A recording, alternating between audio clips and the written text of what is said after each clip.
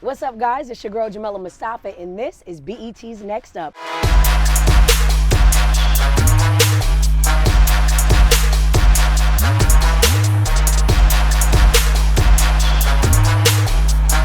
Where we highlight the top young athletes in the nation. Joining me today is a young man whose talent is far beyond his years. He is the youngest American track and field Olympic champion, and now he's lacing up his spikes to run the world.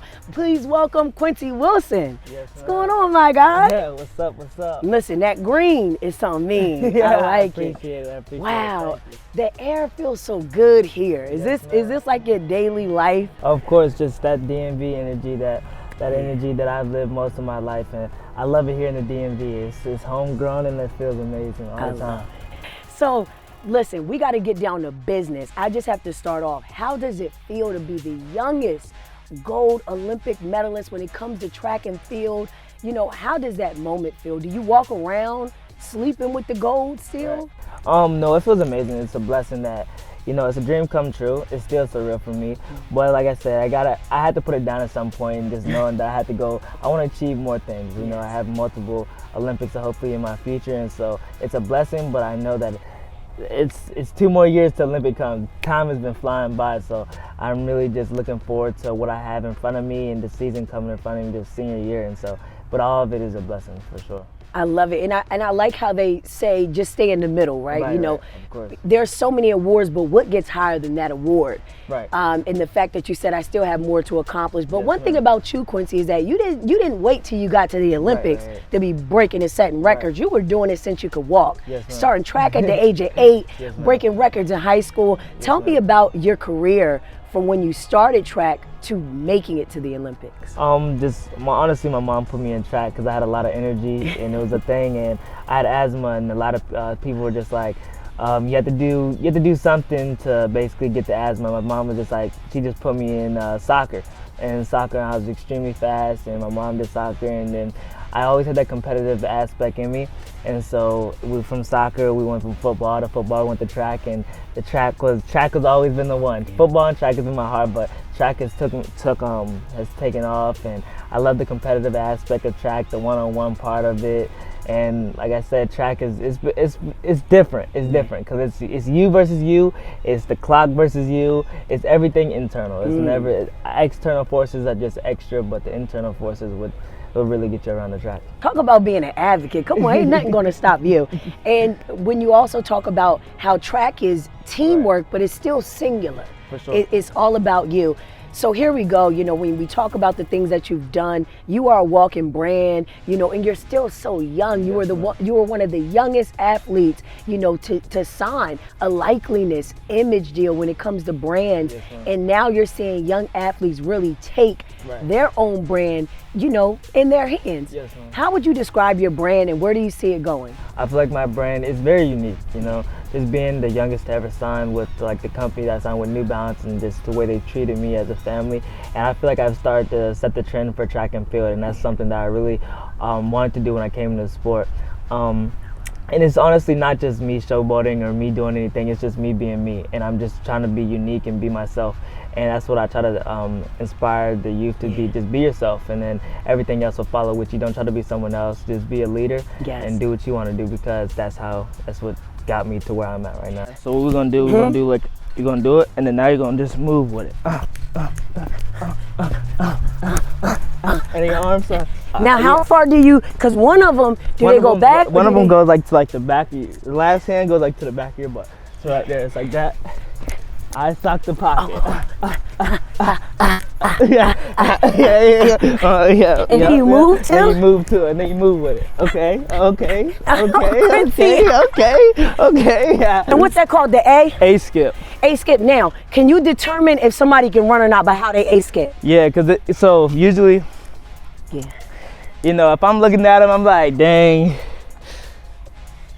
I can look at you and let you know though, but I can be like this. If they got their foot like this, I'm like, yeah, he's done. Because he's plantar effect. So if he's like this, his foot just laying and collapsing. Laying and collapsing, even terminology.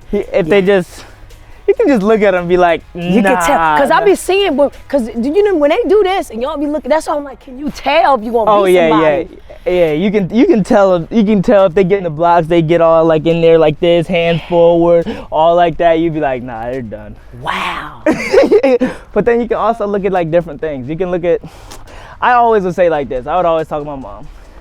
It's like shoes. If you go into, you can be like, he might be nice. He got on them nice kicks.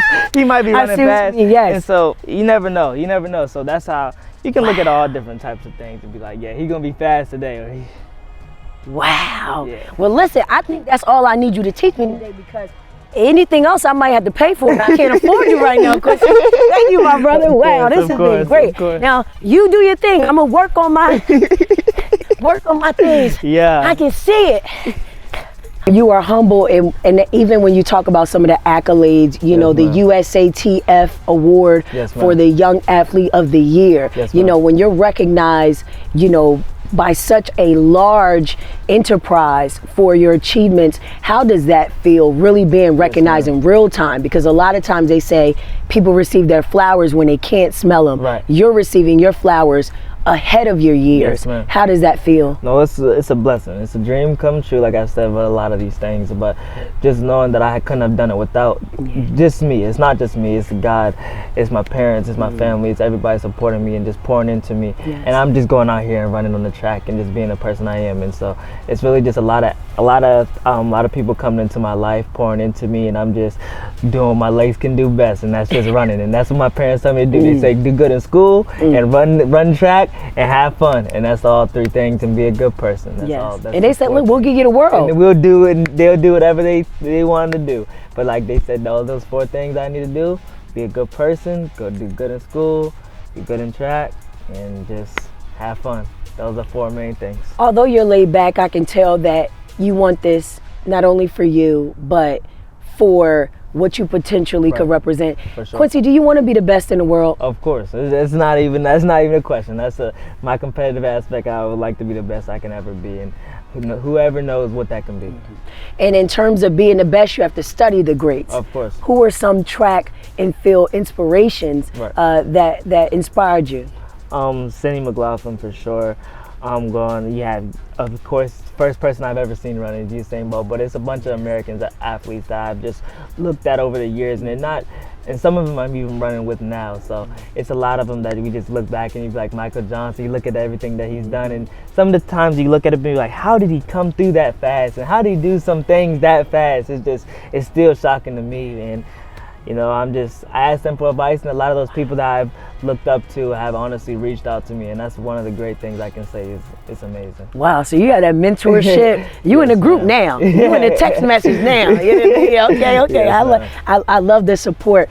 Walk me through a day, okay? Right. How, I know a lot of people say athlete's day is not a normal day. Right. You guys are up before the sun. Right. Is it the same for track? How does the weather impact how you know, because you're a champion, indoor, outdoor. You can be running in the sky, I mean, it's like you said, those legs work in all type of conditions. What is a day like for you? Usually I wake up around 5 o'clock. I wake up 5 o'clock, get ready for school, get on the bus at like 6 o'clock, 6:10, ride the bus for an hour and 30 minutes to school, get to school like 7:45. School starts at 8 o'clock. Be in school from 8 to 3, from practice from 3:30 to 6. Ride the bus an hour and 30 minutes back home, and then get home around 7:30, 7:45-ish. Then you do your homework and everything. Then you may have to go do some extra lifts, and then go to sleep, do homework, and you be knocked out whenever you can. I'm doing the math because most adults have a 9 to 5. It sounds like you got a 5 to 9. And when you talk about, that's almost 2 hours of traveling just to go to school. Right. Of course, like a lot of young talent, especially in today's time, as a Gen Zer, that's what I like to say. A lot of people are like, hey, what do I need to go to school for? Right. Especially if I can be an entrepreneur, I can do this. And in your instance, what are they teaching you? Right, you know, you are Olympic gold medalist. Why is education important as a young black man? Like I said, education it takes you a long way. You know, my parents sacrificed me to go to the school I'm in, and like I said, education, it's a prime aspect for me. And a lot of the things that we don't see on the track, you see in education, and we see through different ways. And like I said, going into a test, you learn that you don't need to procrastinate. You need to study different aspects. You need to look at things different. You got to think outside the box, and it's going to come down to that when you're on the track and when you're in your profession. Some days you're not going to want to stick it out, but then you have to stick out that teacher that you don't really like. You just have to take all the aspects that you see, and there's a bunch of different lessons, but you have to apply them to whatever you're in, and I feel like that's what school helps me do. And if you could give any piece of advice to the young, because like you said, you are a part of that league now, right. The young Quincy Wilson who's trying to chase his dreams, but he's not that fast, he doesn't have the confidence, and nobody believes in him. What would you tell him? I would say for sure, keep your circle small.